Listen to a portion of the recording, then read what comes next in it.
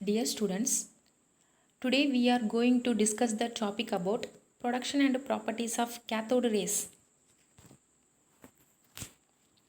Who is discovered electron? Can anyone know? Yes, the electron is discovered by J.J. Thomson. By 19th century, scientists discovered that matter is composed of building blocks called atoms. In cathode rays, an English physicist named J.J. Thomson performed experiments to prove the properties of cathode rays. What is cathode rays? The cathode rays come from the cathode because the cathode is charged negatively. So those rays take and ionize the gas sample inside the container. The electrons that were ejected from the gas ionization travel to the anode. These rays are electrons that are actually produced from the gas ionization inside the tube. J.J. Thomson constructed a partially evacuated glass tube called cathode ray tube. He applied high electrical voltage between the two electrodes, namely anode and cathode. This is the J.J. Thomson cathode ray experimental setup. He took a discharge tube, which is a long glass tube sealed at both the ends and fitted with two metal electrodes. It has a side tube fitted with a stopcock which can be connected to a vacuum pump to reduce the pressure of the gas inside to any desired value.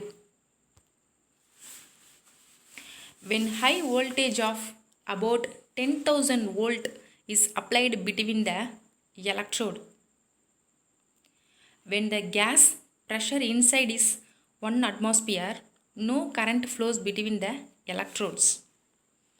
When the pressure is reduced to about 10 millimeter, the current starts flowing between the electrodes and the colored glow is observed.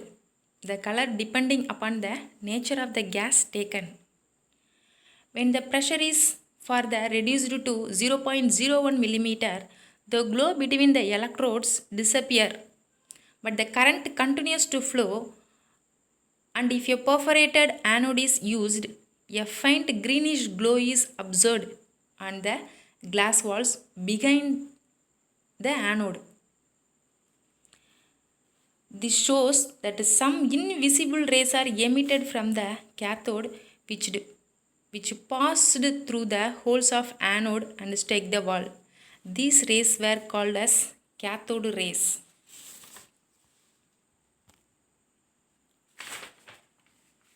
Now we have to discuss some of the properties of cathode rays. The cathode rays travel in a straight line. They produce a sharp shadow of the solid object placed in their path. This shows that the cathode rays travel in straight line. And then the cathode rays are made up of material particle. If a light pedal wheel mounted on an axle is placed in their path, the wheel begins to rotate. This shows that the cathode rays are made up of material particles. And then the third property is when an electric field is applied on the cathode rays, they are deflected towards the positive plate of the electric field. So the cathode rays carry negative charge. And then when cathode rays strike a metal foil, the latter becomes hot. This indicates that the cathode ray produce heating effect. And then they produce green fluorescence on the glass walls of the discharge tube as well as on certain other fluorescent substance such as zinc sulfide, etc. And then last point, they possess penetrating effect. That is, they can easily pass through thin foils of metals like aluminium, etc. Okay, thank you.